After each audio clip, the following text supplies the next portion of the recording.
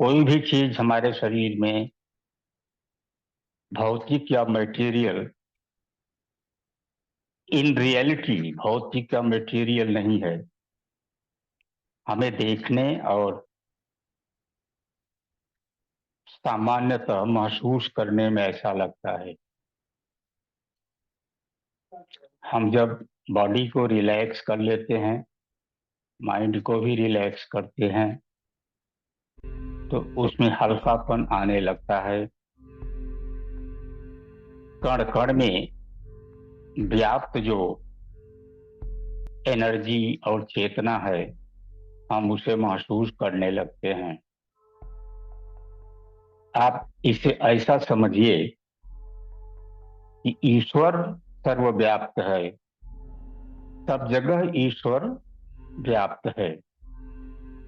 तो फिर ऐसी भौतिक चीजें जो हैं, वो जहां पर हैं वहां भी तो ईश्वर व्याप्त है। एक पेड़ पौधे, पर्वत, पत्थर की बनी हुई चीजें, जितना भी है, ये सब जहां पर हैं वहां पे ईश्वर ही है। इसलिए जब जो ईश्वर को जो रियलाइज कर लेता है, ईश्वर की जो पूर्ण अनुभूति कर लेता है, तो उसे पत्थर की दीवार सामने रहती है तब भी दीवार के उस पार जो कुछ हो रहा है उसे भी वो देखता है। यानी दीवार उसे एक भौतिक दीवार के रूप में नहीं दिखाई पड़ती।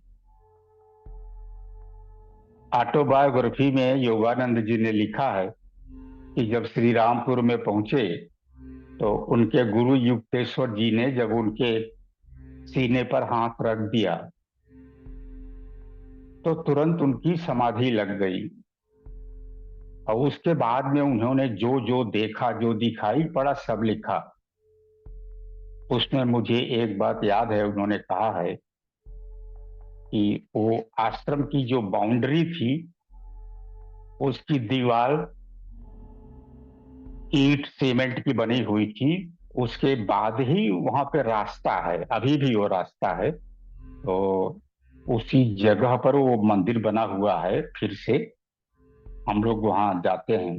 तो फिर उन्होंने इतना लिखा, उनकी ये लिखी हुई बात मुझे ख्याल है कि दीवार के उस पार जो कोई गाय जा रही थी रास्ते से, बोले वो मुझे दिखाई पड़ रही थी।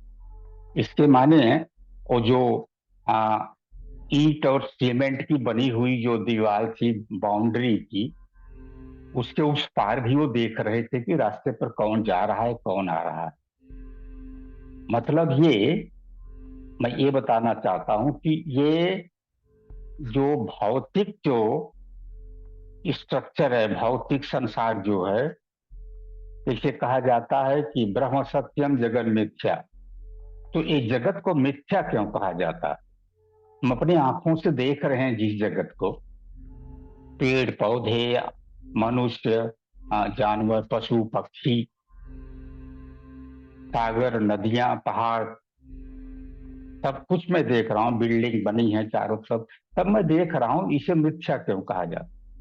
तो उसमें उसका जो सही जो एक्सप्रेशन होगा वो ये हो सकता है कि ये सब अगर मिथ्या नहीं भी है तो ये समझ लीजिए, अब मिथ्या तो है ही है, क्योंकि स्पिरिट जो है, जो सच्चिदानंद है, ईश्वर जो है, वही है और कुछ नहीं है। तो ये सब मिथ्या नहीं है तो कैसे कहा गया कि वही है और कुछ नहीं? एको ब्रह्म द्वितीयो नास्ति।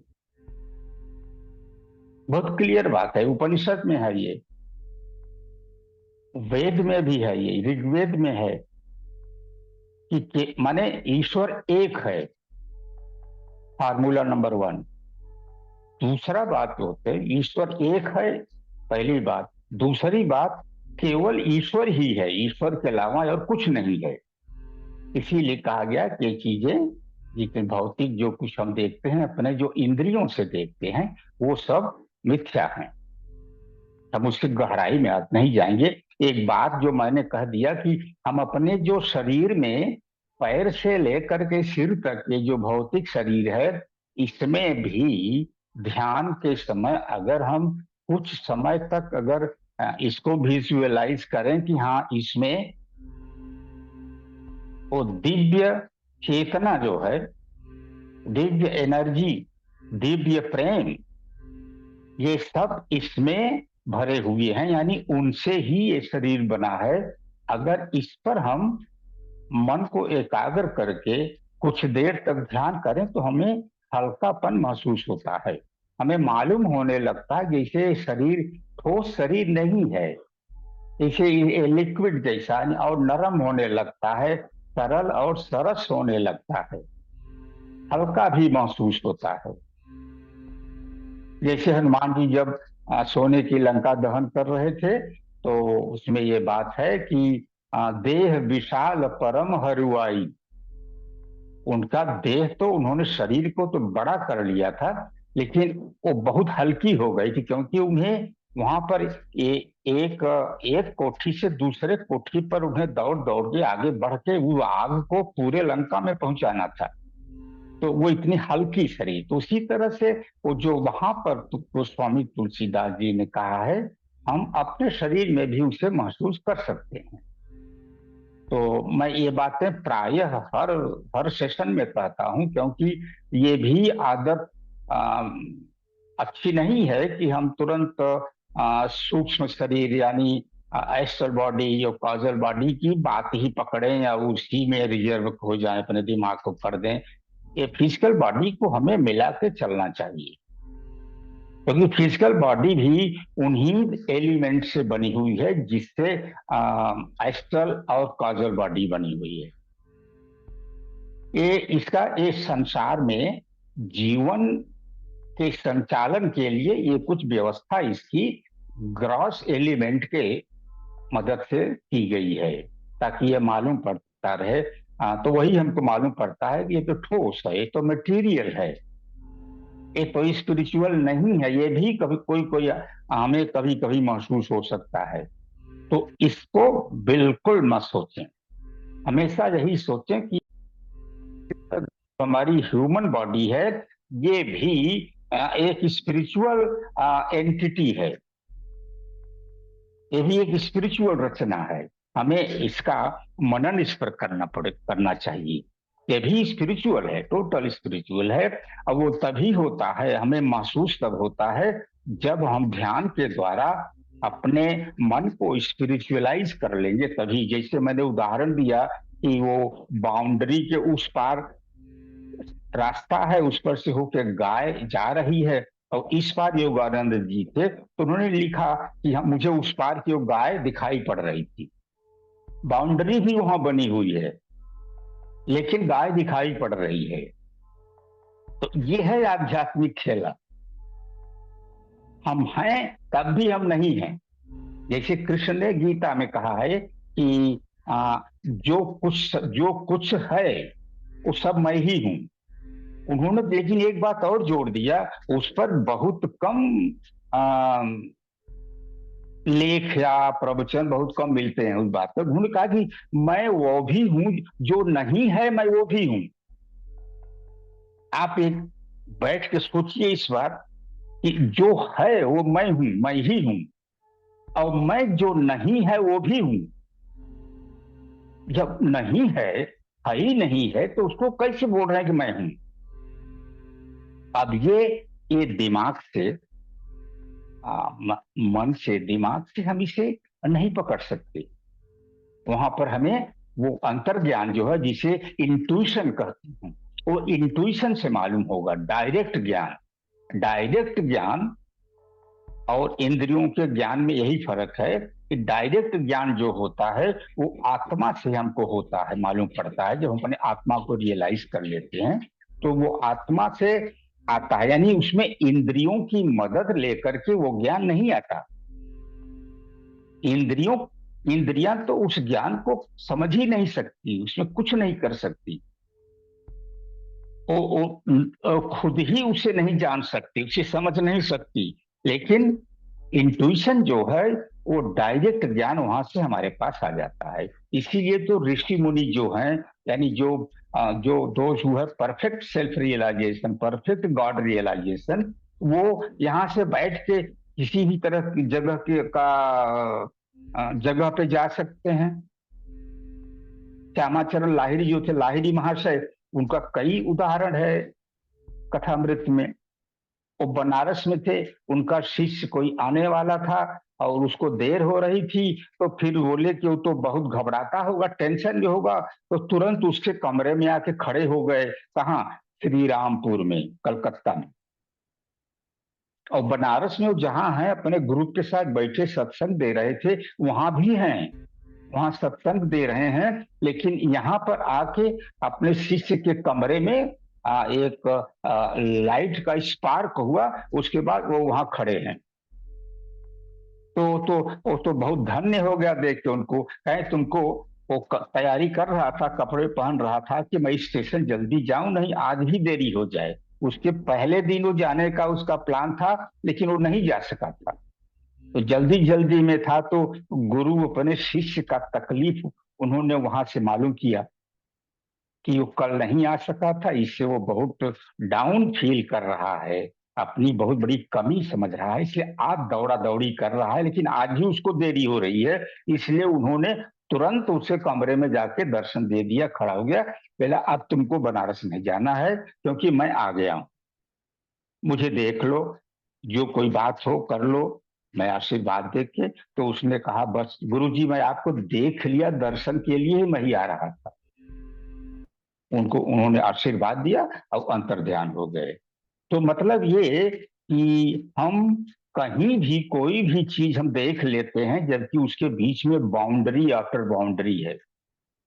और ये तो है ही है। एक बात बहुत खास की, अब क्वांटम फिजिक्स ने ही ये बात कह दिया है कि all the things in this universe, in this world, all are interconnected.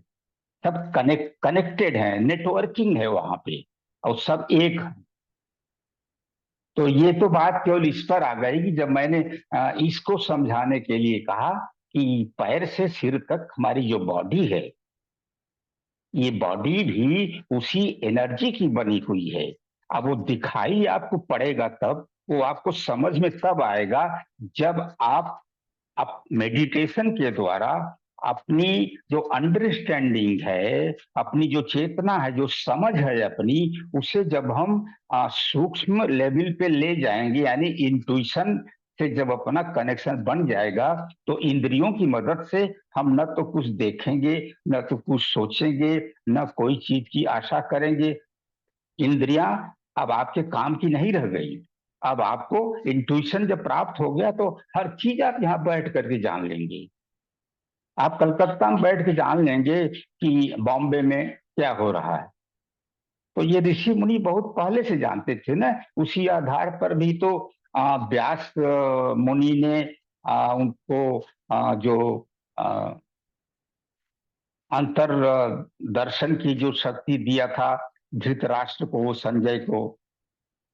ये सब पुरानी बातें हैं। अब ये है कि जो लोग अध्यात्म को ही नहीं मानते, उनके लिए तो ये एक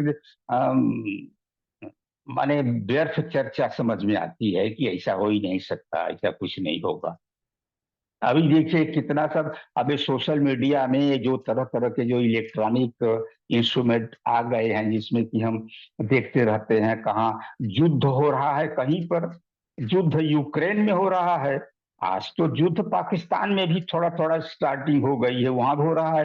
लेकिन अपने घर में बैठ कर हम देख रहे हैं कौन मिसाइल छोड़ रहा है, वो मिसाइल किधर जा रहा है, जाने के बाद वो कितना बड़ा विस्फोट कर रहा है, उस विस्फोट से कितने टैंक, कितनी गाड़ियां जो है भस्म हो जा रही हैं, कितने लोग मर रहे हैं।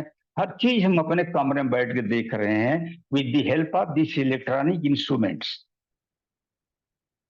तो देखिए कितना आनंद भी आता है ना। जो आप सब लोग, हम सब लोग जो इस ध्यान परिवार में आ गए हैं, जो वीएमसी फैमिली में आ गए हैं, ये कितने बड़े सौभाग्य की बात है कि अब हम उन्हीं चीजों में हमारा मन जो है रम रहा है। उन्हीं में रम रहा है, जो कि पहले असंभव लगती थी और अब चारों तरफ संभव लग रही हैं। हाँ, ये है कि अब हमें साधना और जोर से करनी पड़ेगी ताकि हम सचमुच उस लेवल पे पहुंच सकें। आंख मूंद लें, जो देखना चाहे वो देख लें, वो चाहे जितना दूर हो, अमेरिका में हो, फ्रांस में हो, जर्मनी में हो, कहीं भी हो, पाताल में हो, स्वर्ग में हो, सब देख लेने की क्षमता हमें मिल सकती है। तो इसे हम आगे बढ़ाएंगे। अब मैं स्वाध्याय की चर्चा भी उसके साथ में शुरू कर देता हूँ, फिर दोहरा देता हूं कि जब भी ध्यान करने बैठिए, क्योंकि उसमें ये बात तो कही जाती है ना कि अब अपने मन को पूरा श्वास के साथ में लगा दीजिए।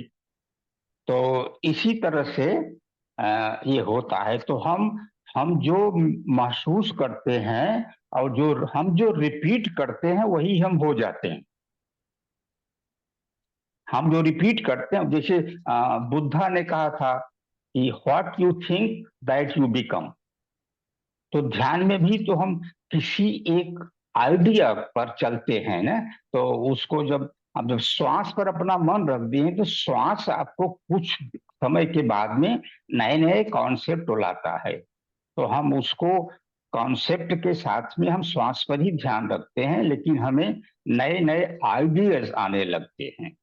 तो उनसे हमें नया परसेप्शन होता है, यानी नई चेतना हमको मिलती है। तो इसी तरह से हम इंट्यूशन के साथ में जब हमारा मन जुड़ जाता है तो उसके बाद में हम कुछ भी जान सकते हैं, कुछ भी समझ सकते हैं। एक जगह बैठ करके पूरे ब्रह्मांड में कुछ भी हम जान सकते हैं। तो ये रही बात उसकी कि जब ध्यान में बैठे तो अपने भौतिक शरीर को भी ये समझे कि ये भी एनर्जी की बनी हुई है। ये जो हड्डी मांस ब्लड ये सब चीज है, वो भौतिक लेवल पे हमारे जीवन जीवन उपयोगी बातों को संचालित करने के लिए वो एक प्रोसेस बनाया गया है। लेकिन हम तो अब साधक हैं, तो हम तो खोज कर रहे हैं दिव्य चेतना की और उससे मिल जाने की कोशिश कर रहे हैं। तो हमें इसको इसी तरह से सोचना चाहिए कि ये सब बना हुआ है आ, दिव्य एनर्जी से, और ये भी पारदर्शी है। इस तरफ से उस तरफ देख लें। हमने कितना अच्छा उदाहरण ऑटोबायोग्राफी से ले आके दे दिया आपको, जो उन्होंने खुद लिखा है। तो ये बात रही। अब थोड़ा चर्चा के लिए मैंने एक बात सोचा था, जो मानी स्पेसिफिकली अभी तक मैं जो बोला, एंड आई एम सॉरी, वो बहुत कुछ आप लोग लूज कर गए, उसको मिला नहीं आपको। बहुत अच्छी अच्छी बातें आई, सबको पूर्णतया वो सब विस्डम की बातें थी। तो जो कुछ भी चलो मिला, तो नहीं मिला वो बाद में मिलेगा। अब यहाँ पर बात, आज मैं स्वाध्याय का जो हमारा सेंट्रल पॉइंट है वो है आ, स्त्री पुरुष के बारे में। अब ये बात आई कहाँ से कि मैं कहीं देखा एक छोटा सा शॉर्ट जो होता है, शॉर्ट वीडियो होता है वो पत्री जी का। उसमें पति पत्नी के बारे में मैंने देखा, कुछ कह रहे थे तो मैं उसको देख रहा, उसको मैं रोक के देख लिया। तो उसमें हमें कुछ बहुत इंटरेस्टिंग बातें मिली। तो उनकी हर बात पर मैं कमेंट नहीं करूंगा, लेकिन इससे रिलेटेड कुछ बातें जो मुझे मालूम है उन्हें मैं शेयर करूंगा। जैसे उनका ये कहना है कि पुरुष जो है, पुरुष स्त्री के साथ रहना चाहता है, स्त्री पुरुष के साथ रहना चाहती है। ये अच्छी बात है। उन एक परस्पर की जरूरत होती है।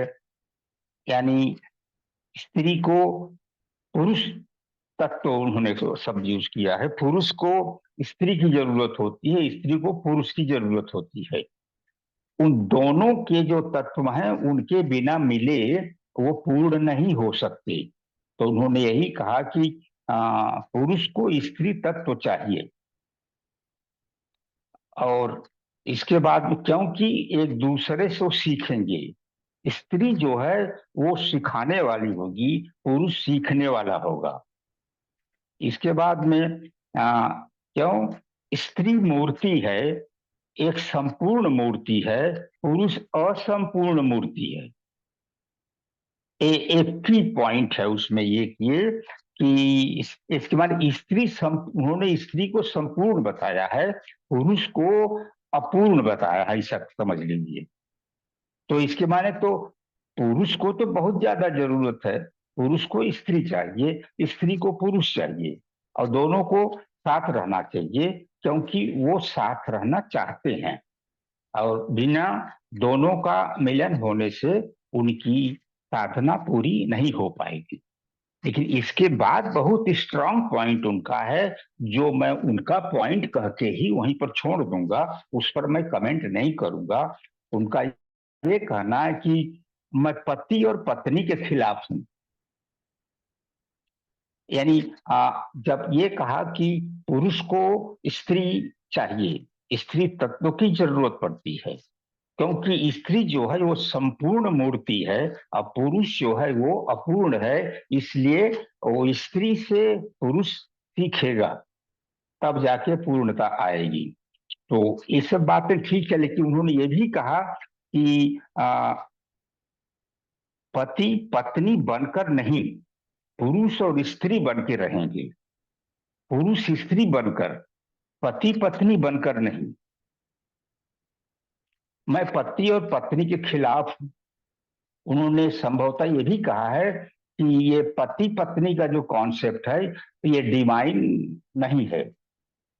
तो ये बहुत ही विचारणीय बात है, बहुत ही विचारणीय बात है। आपने कभी सोचा होगा इस पर, आपने शायद इसको पढ़ा भी होगा, जिन्होंने पत्री जी की राइटिंग पढ़ा है ज्यादा। तो ये नर नारी, अब इस पर आइए हम जो जनरल नॉलेज में जो हमको मिला है, जैसे कुछ चीजें हमें योगानंद जी से मिली उसमें, अब ये उन्होंने केवल इतना कहा है कि ये जो पुरुष है ना, ये रीजन ओरिएंटेड होता है, विचार ओरिएंटेड होता है, रैशनल एलिमेंट उसमें होता है, और स्त्री जो है वो फीलिंग ओरिएंटेड होती है। यानी स्त्री जो है वो फीलिंग में फीलिंग उसको ज्यादा होती है, रीजनिंग रेशनलाइजेशन और थिंकिंग उसमें कम होती है फीलिंग की अपेक्षा। लेकिन पुरुष में वो जो रेशनलाइजेशन है, रीजनिंग है, थिंकिंग है, इंटेलेक्चुअल जो बातें हैं वो उनमें ज्यादा होता है, फीलिंग कम होती है। यानी इमोशनल और इंटेलेक्चुअल माइंड के ये दो साइड हैं, इमोशनल इंटेलेक्चुअल। तो इंटेलेक्चुअल जो है, मैन इज प्रिडामिनेंटली इंटेलेक्चुअल प्राणी है, लेकिन वुमन जो है स्त्री, वो वो इमोशनल है। और एक कवि ने भी बहुत अच्छा, हिंदी पोएट ने कहा है कि नारी की यही कहानी, क्या कहानी कहा, नारी की यही कहानी, आंचल में दूध और आंखों में पानी। तो वहां भी वो फीलिंग ओरिएंटेड वाली बात आ रही है। वो देखिए वो सब मतलब वो लिक्विड है, ठोस जो सॉलिड लिक्विड गैस, यही तीन अवस्थाएं हैं ना किसी भी चीज, किसी भी पदार्थ के एग्जिस्टेंस की। तो उसमें सॉलिड जो है वो कितना कड़ा होता है, टाइट होता है, हार्ड होता है, लिक्विड उससे सरल और सरस हो जाता है। तो ये जो स्त्रियों की बात है, उसमें उन्होंने, पोएट ने भी यही बात कहा कि वो फीलिंग प्रधान वाली बात को भी वो सपोर्ट कर रहा है। वो नरम है, सॉफ्ट है, वो बहने वाली है, लेकिन पुरुष तैरने वाला है। तो इसमें भी योगानंद जी ने लिखा है कि ये जो इन दोनों को मिला के बैलेंसिंग कर देने से ही तभी दोनों दो मिलके पूर्ण होते हैं। यानी डिविनिटी तक पहुंचने के लिए, क्योंकि जो डिवाइन है ना, तो डिवाइन तो सोल है। अब सोल न तो पुरुष है न स्त्री है, ये आप अच्छी तरह जानते हैं। सोल पुरुष स्त्री नहीं है। एक पुरुष और एक स्त्री, पुरुष स्त्री तभी हैं, तभी तक हैं जब तक को ह्यूमन बॉडी में है, या और कोई जो आ, आत्माएं जैसे जानवर के रूप में भी हैं, तो वहां भी वो शरीर तक जब है तभी तक वो वहां भी मेल फीमेल है। आत्मिक लेवल पे कोई पुरुष स्त्री वाला चक्कर है नहीं। Soul is neutral. Soul is neither man nor woman. Soul तो रिफ्लेक्शन ऑफ गॉड है, तो God is neither man nor woman, वो किसी भी रूप में प्रकट हो सकता है। तो इससे इसे समझिए कि हमें आ, जो अच्छा कुछ अपवाद होते हैं तो उनका तर्क मत लीजिएगा, जब इस पर लोग कहेंगे कि अरे देखो, लाइक रानी लक्ष्मीबाई, बहुत बहुत और हैं जो स्त्रियां जो पुरुषों से भी बड़ा काम किया है उन्होंने, वीरता दिखाई है, लड़ाई लड़ी है, बड़े बड़े योद्धाओं को परास्त किया है। तो वो किसी विशेष मिशन को लेकर के as special creation they are sent by God. हम जनरल की बात कर रहे हैं, जो करोड़ों मिलियन बिलियन की संख्या में इस दुनिया में रहते हैं, उनकी बात हो रही है। तो इसमें बात यही आई कि मैन और वुमन जो है उनमें जो स्त्री है वो फीलिंग ओरिएंटेड है, अब मैन जो है वो रीजन ओरिएंटेड है। तो जब मैन शादी नहीं करता है तो उसको लोगों से बातचीत करने में, प्रवचन देने में, सत्संग करने में, दूसरे की बात सुनने में, अपनी थिंकिंग करने में ही वो धीरे धीरे वो बैलेंसिंग करता है। यानी वो जो इमोशनल बात है, जो हार्ट की बात है, उसे वो समझने लगता है कि दोनों इंपॉर्टेंट है। माइंड और हार्ट दोनों इंपॉर्टेंट है सोल के पास पहुंचने के लिए, या सोल को रियलाइज करने के लिए। माइंड और हार्ट दोनों फंक्शन की उसे बहुत जरूरत है, बराबर जरूरत है, तभी वो सोल बन पाएगा।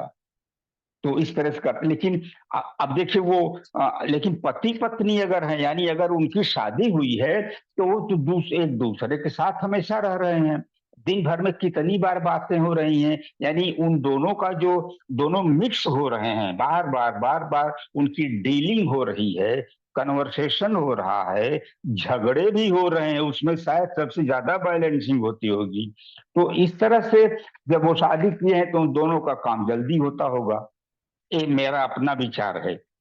लेकिन उसमें जो कॉन्सेप्ट है वो यही है कि जब किसी व्यक्ति में, वो व्यक्ति पुरुष भी हो सकता है, स्त्री भी हो सकता है, जब किसी व्यक्ति में पुरुष एलिमेंट और स्त्री एलिमेंट, जैसा पत्री जी ने कहा है कि ये स्त्री तत्व उन्होंने कहा है, तो स्त्री तत्व एलिमेंट ही है तत्व। तो स्त्री एलिमेंट पुरुष एलिमेंट जब दोनों एकदम बैलेंस हो जाए, यानी दोनों बराबर, जितना वो उतना वो, इस लेवल पे पहुंचेगा, तब वो सोल के नजदीक जानेगा, तब वो सोल सोल के तरफ जाने वाली जर्नी पर वो आगे बढ़ पाएगा। अगर एक भी ज्यादा हुआ, बैलेंस नहीं मेंटेन्ड है, तो उसको और ज्यादा उसके लिए श्रम करना होगा, यानी श्रम माने साधनात्मक श्रम, साधना संबंधी श्रम करना होगा उसे, और ज्यादा मेडिटेशन करना होगा। तो ये कॉन्सेप्ट अपने मन में बैठा लीजिए कि स्त्री जो है वो इमोशनल है, वो हार्ट ओरिएंट, उसका हार्ट जो है वो अपर है, और पुरुष में माइंड अपर है, हार्ट उसके नीचे है। और कोई भी आदमी, देखिए लोग कहते हैं ना कि he is a man of heart, he is a man of mind. तो इसलिए माइंड और हार्ट जब दोनों का बैलेंस होता है तो वहीं पर स्पिरिचुअल अवेकनिंग होती है। नहीं तो आप वही आप वो अत्यंत कोमलता अत्यंत कोमलता, सरलता, सरसता में वो स्त्री पड़ी रहेगी। वही जो आंचल में दूध और आंखों में पानी वाला जीवन जो है वो उसी जीवन में रह जाएगी। इसलिए उसे रीजन डेवलप करना होगा, और वो रीजन वो पति पत्नी बन के रहने में तभी वो जल्दी डेवलप होता है, दोनों का डेवलप होता है। और तब तक डेवलप होता रहता है जरूरत के हिसाब से जब तक कि वो दोनों मिल करके पूरा बैलेंस होते हैं, बराबर हो जाते हैं। और दोनों, उसका भी दोनों बराबर, उसका भी दोनों बराबर, तब जाके दोनों अब आत्मा की तरफ जाने वाले रास्ते पर उनको आगे बढ़ने में सुविधा होगी। नहीं तो वो बाधा बन के रहती थी। तो वही उनकी बात है कि आ, अब वो ये भी कहते हैं, मेरे मन में कभी पति का भाव नहीं आता। ठीक है, वहां पति का भाव आने के बाद वहां तो कुछ और दूसरे ढंग का एलिमेंट भी आ जा रहा है। उन्होंने भी बहुत शॉर्ट में कहा है, वो शॉर्ट वाला छोटा वीडियो है। तो उसमें इसमें तो ये जो सुपीरियरिटी इंफीरियरिटी की बात है ना, इसमें एक एंगल ये भी आ जाता है। माने मैं अपने को बड़ा नहीं महसूस करता, अपने को ऊंचा नहीं महसूस। जैसे आजकल देखिए हर देश में ये सब लड़ाइयां हो रही हैं ना, कि स्त्री वीमेन एम्पावरमेंट का आंदोलन चल रहा है। पार्लियामेंट में उनका में होना चाहिए, हर जगह कॉलेज में प्रोफेसर के संख्या में देखो कितना इतना परसेंट वीमेन होना चाहिए। तो ये सब जो किया जा रहा है तो आजकल तो ये चल ही रहा है बहुत ज्यादा। तो जब उनका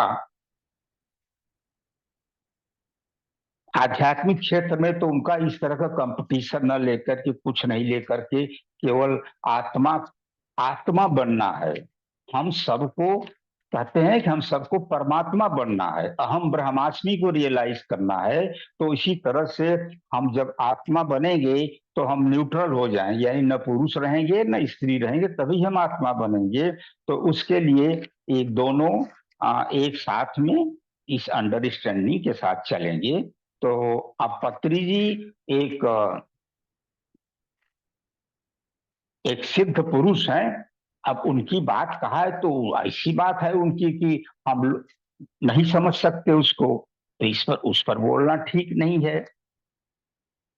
तो उनकी बात रही तो उनकी बात से हमको ये फायदा हुआ यहाँ पर कि उससे प्रेरित होकर के, उससे इंस्पिरेशन लेकर के हमारे लेवल तक की जो बातें छिटकी हैं हमारे दिमाग में, हृदय में और माइंड में, उसको हम इकट्ठा करके एक अपनी एक रिफ्लेक्शन कर लिया, एक आलोचना, एक विचार विमर्श कर लिया। तो इसलिए स्त्री पुरुष जो है वो दोनों में, पुरुष जो है वो माइंड ओरिएंटेड है, स्त्री जो है वो हार्ट ओरिएंटेड है। तो वो जब एक साथ उनका संयोग होता है, दोनों एक साथ रहते हैं, तो उसमें बैलेंसिंग होती है। बैलेंस हो जाते हैं तो जो फीलिंग और रीजन दोनों बराबर हो जाते हैं, तब आत्मा के तरफ चलने में सुविधा होती है। तो ये मैन का भी हो जाता है और वुमन का हो जाता है, स्त्री पुरुष दोनों का हो जाता है। तब उससे साधना में मदद मिलती है। तो मैं साधनात्मक इसका एक्सप्लेनेशन कर रहा हूं। तो उसमें यही उनकी बात है, मैं पति और पत्नी के खिलाफ हूं।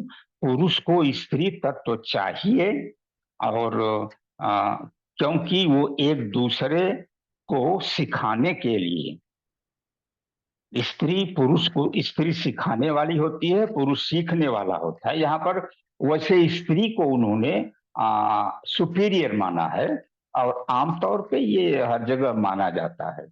और स्त्री पुरुष की जो बातें हैं, जैसे ये भी देख सकते हैं, जैसे ऐसा कोई वहां पर हमको एक्सप्लेनेशन नहीं मिला है। जैसे ये रामकृष्ण परमहंस के साथ में शारदा देवी हैं, श्री अरविंदो के साथ में जो मदर हैं, मदर वो विदेश से आई हैं, फिर भी वो पहले से आके जब अरविंदो जब इसमें साधना की गहराई में यानी जब नेशनल पॉलिटिक्स वगैरह छोड़ दिया, वो आईएएस में आ, आ गए थे, तो लास्ट जो कोई परीक्षा थी प्रैक्टिकल, उसको उन्होंने रिजेक्ट किया, बोला हमको आईएएस नहीं बनना है। तो इस तब आकर के उन्होंने स्पिरिचुअल लाइन में जब और गहराई में जाने का अपना साधना करने लगे, तो फिर मदर आ गई उधर से, तो मदर और वो हैं। तो इस तरह का है। अब स्वामी विवेकानंद के और सिस्टर निवेदिता का और योगानंद जी का और दया माता जी का उस सेंस में वो बात नहीं है। वो उनके डिसाइपुल रही हैं। मच वो बहुत लेवल का बहुत बड़ा डिफरेंस वहां पर माना जाता है। तो मतलब ये कि इसी तरह से एक साथ हैं तो पूरे आश्रम में बैलेंसिंग हो रही है। तो ये सब बातें विचारणीय हैं।